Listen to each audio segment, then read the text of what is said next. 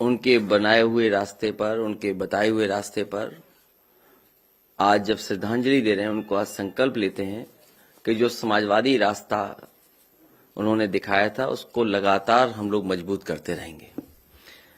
आज 22 तारीख है और लगातार समाजवादी पार्टी ने आने वाले समय में जो चुनाव होने जा रहा है, जनता के लिए कुछ फैसले लिए हैं। सबसे पहले नया साल जब शुरू हुआ था, समाजवादी पार्टी ने यह तय किया था, उस नए साल पर पहला संकल्प था कि उत्तर प्रदेश में 300 यूनिट फ्री बिजली दी जाएगी और साथ ही साथ किसान के लिए सिंचाई मुफ्त होगी।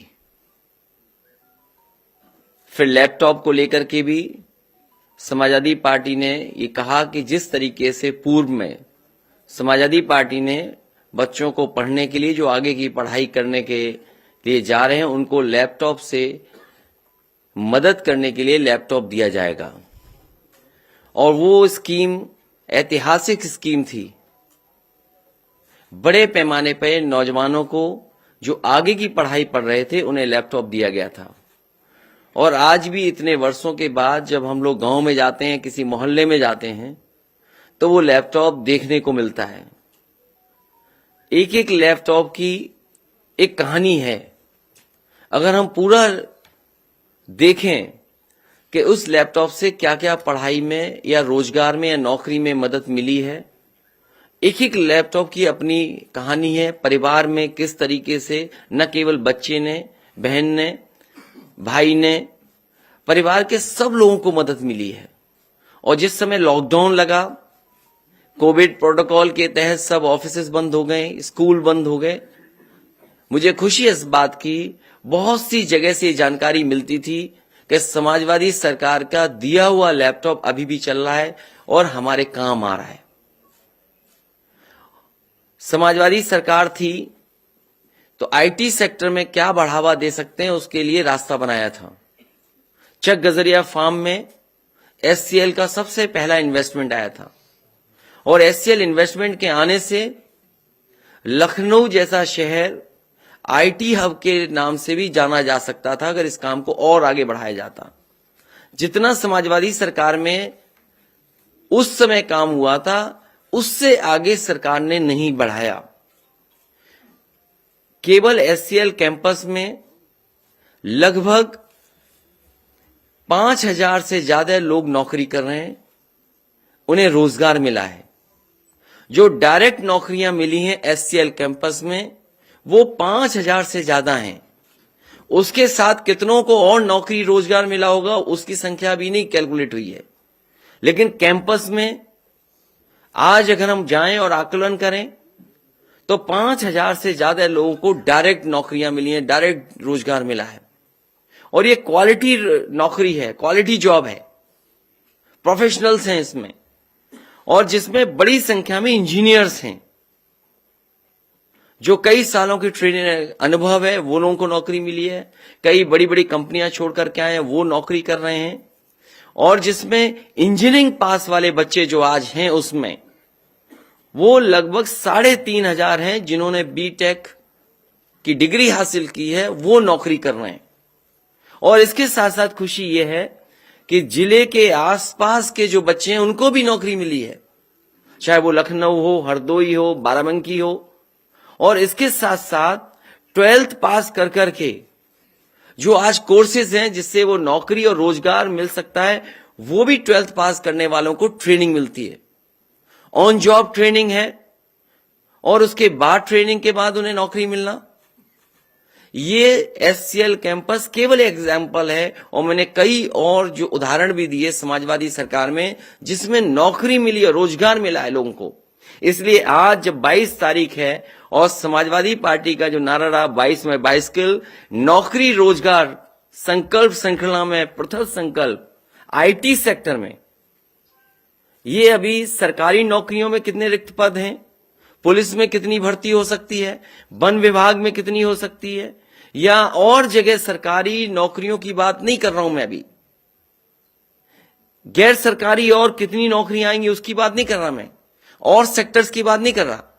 केवल आज आईटी सेक्टर में आने वाले समय में समाजवादी सरकार बनेगी तो उत्तर प्रदेश के नौजवानों को 22 में जब सरकार बनेगी तो 22 लाख नौजवानों को उससे ज्यादा सीधा सीधा रोजगार से जोड़ने का काम और उस तरह के फैसले, उस तरह की पॉलिसी बनाने का काम समाजवादी सरकार में होगा। इसलिए नौकरी और रोजगार संकल्प श्रृंखला में पहला ये है आईटी सेक्टर में कि समाजवादी सरकार बनेगी तो 22 लाख बच्चों को इससे सीधा सीधा कैसे उन्हें नौकरी मिले, रोजगार मिले, उसके लिए सरकार काम करेगी। और जो पार्टी जिस सरकार में 18 लाख से ज्यादा लैपटॉप बांट सकती है तो 22 लाख रोजगार देने में और उस दिशा में काम करने में समाजवादी लोगों को समय नहीं लगेगा।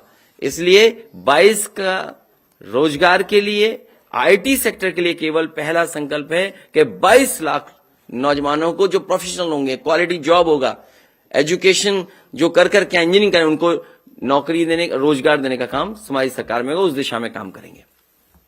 ज्वाइनिंग। और मुझे खुशी है इस बात की कि आज समाजवादी पार्टी में बहुत लोग शामिल हो रहे हैं और शामिल ही नहीं हो रहे हैं, वो चुनाव को भी फेस करेंगे। इसलिए मैं प्रदेश अध्यक्ष जी से कहूंगा कि नाम पढ़ें। सम्मानित पत्रकार भाइयों, बहुत हर्ष के साथ सूचित कर रहा हूं कि श्री प्रवीण सिंह ऐरन, पूर्व सांसद बरेली, आज समाजवादी पार्टी में माननीय राष्ट्रीय अध्यक्ष जी पर विश्वास करते हुए शामिल होने आए हैं। हम उनका स्वागत करते हैं। श्रीमती सुप्रिया ऐरन, पूर्व मेयर बरेली, श्रीमती रीता सिंह,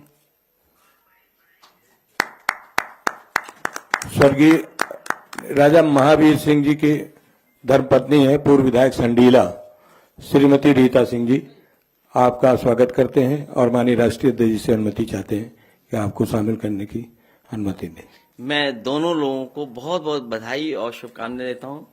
समाजवादी पार्टी में आज शामिल होने से समाजवादी पार्टी की ताकत बढ़ेगी और समाजवादी पार्टी जिस तरीके से आगे बढ़ रही है सरकार बनाने में, आपके आने से, आपके सहयोग से, समाजवादी पार्टी ने जो फैसला लिया है कि सरकार बनेगी, गठबंधन की सरकार बनेगी, उस दिशा में और आगे बढ़ेंगे।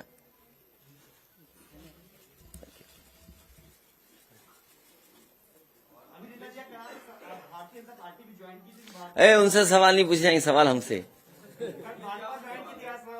और पहले समाजवादी पार्टी की थी, ये क्यों नहीं बोलते हो आप? और एमएलए रहे, वो आज दुर्भाग्य हमारे बीच में नहीं है, महावीर सिंह जी, वो एमएलए रहे हैं।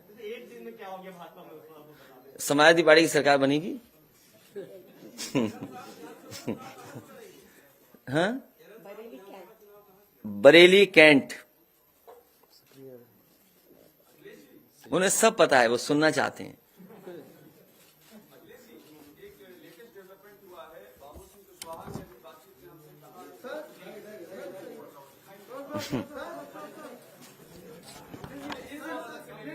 ठीक है,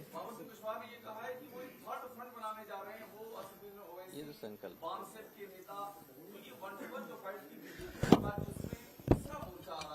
देखिए, उत्तर प्रदेश की जनता विकास और खुशहाली चाहती है।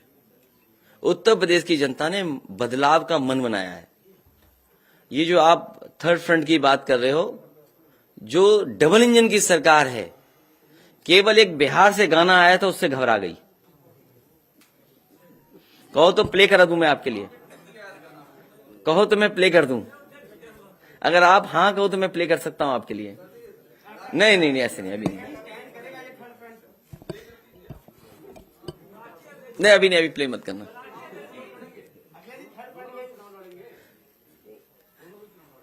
दो हमारे बगल में पूर्व सांसद, इनके बगल में जो दो लोग हैं, दोनों चुनाव लड़ेंगे।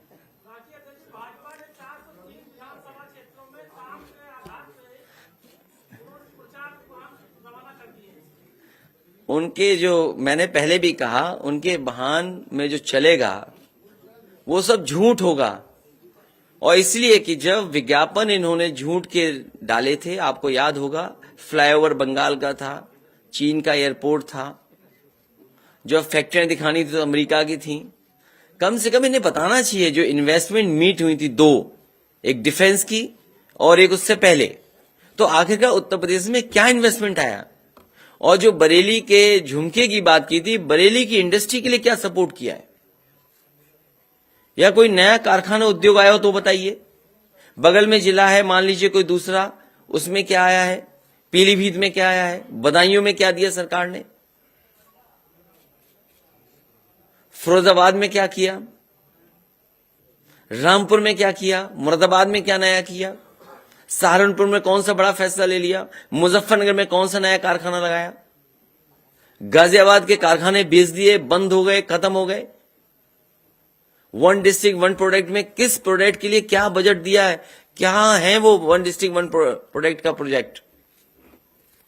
अखिलेश यादव आपका हम लोगों को नौकरी देने की बात कर रहे थे। कल प्रियंका गांधी ने भी अपना युवाओं से अलग एक घोषणा पत्र जारी किया है। उन्होंने भी 20 लाख युवाओं को नौकरी देने की बात कही है। आज आप कहा गया, आज तारीख 22 है, 22 में सरकार बननी है, इसीलिए 22 लाख का। लेकिन अगर आईटी सेक्टर में ठीक से काम किया जाएगा, इसीलिए मैंने केवल एक जगह का उदाहरण दिया आपको। आईटी हब लखनऊ में कई जगह बन सकते हैं, बरेली में बन सकता है, आगरा में बन सकता है, गाजियाबाद में, नोएडा में पहले से है। तो अगर कोशिश की जाए तो कई जगह आईटी सेक्टर में, आईटी सेक्टर से जुड़ी हुई आईटी सर्विसेज कितनी है। और आप देखिए, आज आप ऑनलाइन कंडे मंगा सकते हो, ऑनलाइन आप भैंस गाय खरीद सकते हो। तो आईटी किस क्षेत्र में नहीं पहुंच गया है। कितने ऐप्स बन रहे हैं, स्टार्टअप ऐप्स देखिए कितने बनाए जा रहे हैं। याद कीजिए, हमारी सरकार में सबसे फैसला लिया था कि स्मार्टफोन दिए जाएंगे। अगर सरकार की नीयत साफ होती तो 1 करोड़ से ज्यादा उस समय भी रजिस्टर हो चुके थे बच्चे जो फ्री स्मार्टफोन पाते। लेकिन सरकार ने 5 साल नहीं दिए स्मार्टफोन।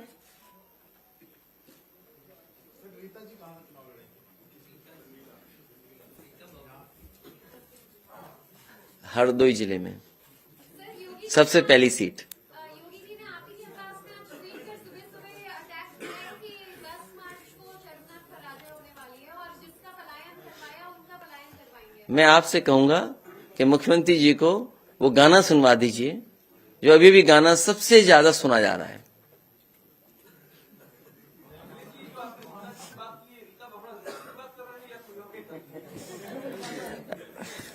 ये पढ़ पा रहे हो कि नहीं पढ़ पा रहे हो।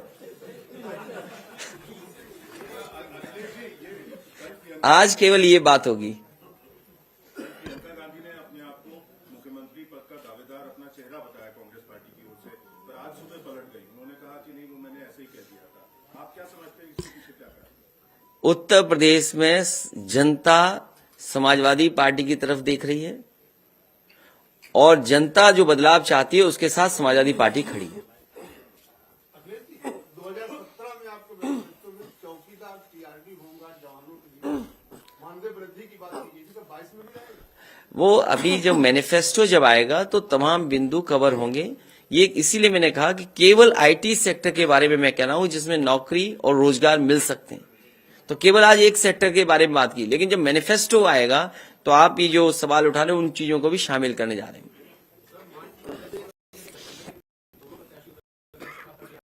नहीं, मार्च का अगर कहीं और देख लेंगे।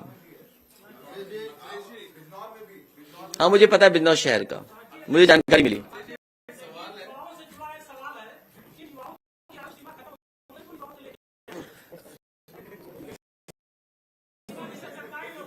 आपको अपनी हालांकि आज नौकरी का दिन है, लेकिन एक सवाल चूंकि पॉलिटिकली है, कहा जा रहा है कि दंगा प्रेमी और गंगा प्रेमी, ये तो क्या आपको मजबूर कर रहे हैं कि इस तरह के विषय पे आए सांप्रदायिक? देखिए, जब से पिछले 4.5 साल से मुख्यमंत्री जी बिजली के कारखाने का नाम रट रहे थे, नहीं रट पाए। इसलिए उनके पास जो शब्द हैं जो रटे हैं वही बोल सकते हैं वो। आईटी हब की बात करते हैं, जब भी लखनऊ का जिक्र करते हैं, आईटी सिटी का जिक्र करते हैं, पूर्वांचल को लेकर कुछ प्लान आपका आईटी को लेकर, रोजगार को लेकर है? गोरखपुर, बनारस और मैंने केवल ये कहा कि आगरा है, बरेली है, या आजमगढ़ हो सकता है, बनारस हो सकता है, आपका गाजीपुर हो सकता है। जब एक्सप्रेसवे गाजीपुर तक पहुंच गया है, और अगर हमारी समाजवादी पार्टी का जो पुराना मैनिफेस्टो था, जो 2017 में था, अगर आप उसमें देखेंगे तो कई जगह हम लोगों ने शहर चिन्हित करके कहा कि इनमें भी आईटी हब बन सकते हैं। तो क्यों नहीं पूर्वांचल में जा सकता है? और पूर्वांचल में जरूरत है, क्योंकि ट्रेनिंग इंस्टीट्यूट जरूरत है। 12th के पास करने वाले बच्चों को क्या नौकरी रोजगार मिल सकते हैं, उसकी अगर ट्रेनिंग मिल जाएगी तो वो रोजगार और नौकरी पा सकते हैं। इसलिए इस तरह की आईटी हब्स पूर्वांचल में और लखनऊ से आगे भी ले जाना पड़ेगा, तो कोशिश होगी, ले जाएंगे, और जो भी सहूलियत देनी पड़ेगी वो सहूलियत देंगे। मुझे याद है कि नोएडा और गाजियाबाद से आगे नहीं ये बढ़ते थे। कम से कम पिछली सरकार में समाजवादी लोग लखनऊ तक ले आए। अगली बार हो सकता है झांसी तक चले जाएं, अगली बार हो सकता है गाजीपुर तक चले जाएं। कम से कम डबल इंजन की सरकार को कुछ काम आगे बढ़ाना चाहिए था। इसलिए जिन्होंने काम रोका, विकास रोका, खुशहाली रोकी, उनको हटाना है। प्रियंका गांधी चुनाव लड़ सकती है, हालांकि अभी इतना कंफर्म नहीं हुआ। जिस तरह से लोकसभा चुनाव में आप लोग वॉकओवर देते थे वहां पर, तो क्या प्रियंका गांधी अगर समाजवाद है, एक आदमी से एक ही सवाल। नहीं, ये जो आपने अधिकारी हटाने की बात करी कि अभी तक कोई अधिकारी हटे तो नहीं, कैसे आप समझते हैं निष्पक्ष चुनाव हो पाएगा? और निष्पक्ष की बात यहां तक है कि ये कैसे पता था भारतीय जनता पार्टी को कि उन्हें एलईडी वैन्स की जरूरत पड़ेगी? उन्हें कैसे पता था कि उनके पास ऐसे व्यवस्था हो जहां से वो डायरेक्ट स्पीच दे सकें मिनिस्टर्स के घरों में या उनके संगठन के लोगों में? इसका मतलब उन्हें पहले जानकारी थी, इसीलिए उन्होंने सब तैयारी कर ली थी। ये आरोप हमारा है, और केवल अधिकारियों का नहीं, बहुत सारी जानकारी भारतीय जनता पार्टी को पहले ही पता लग जाता है। और हमारी कोशिश होगी और लगातार शिकायत करेंगे कि ऐसे अधिकारी या ऐसे लोग जो बैठे हुए हैं, जो भारतीय जनता पार्टी के बनकर के काम कर रहे थे, वो हटाए जाएं। बिना उनके निष्पक्ष चुनाव नहीं हो पाएगा। इसलिए मैं देख लेता हूं कि किस तरह का डोर टू डोर कैंपेन, उसके बाद समाजवादी पार्टी भी पूरी तैयार है डोर टू डोर कैंपेन करने के लिए और एक साइकिल चला करके कैंपेन करने का। सर्वे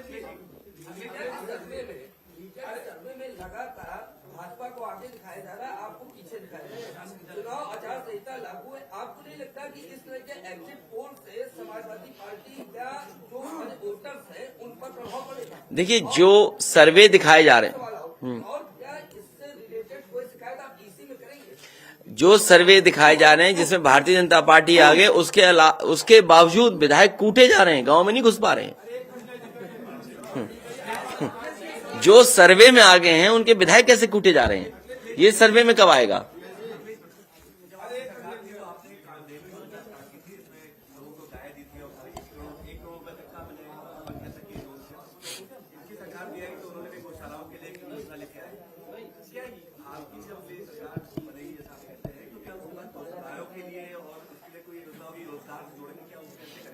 नहीं, मैं तो कई बार यहाँ कहता हूँ, जो इस तरह के सुझाव आते हैं, एक हमारा पत्रकार साथी था, गोबर को लेकर कुछ सुझाव देना चाहता था, तो अगर आप पे भी सुझाव हो तो मैं जरूर शामिल करूंगा। और क्योंकि नाकाम हुई हैं स्कीम्स या नाकाम कर दी गई हैं, कामधेनु स्कीम में सबसे अच्छी स्कीम थी, लेकिन किसी कारण वो स्कीम सरकार ने नहीं चलाई, आगे नहीं बढ़ाई। उस स्कीम में जो सुधार होगा उसको आने वाले समय में किया जाएगा। और जहां गौशालाओं को लेकर के हजारों करोड़ रुपया लगा है, जहां पर गाय मां भूखी हैं आज, और इसलिए पिछली प्रेस कॉन्फ्रेंस में मैंने कहा था कि जो गाय मां को भूखा रख रहा है उस पर पाप पड़ेगा। अगर कुछ सुधार की जरूरत होगी तो आने वाले समय में उस सुधार के लिए समाजवादी पार्टी की सरकार में काम होगा। नमस्कार, मैं हूं मानक गुप्ता।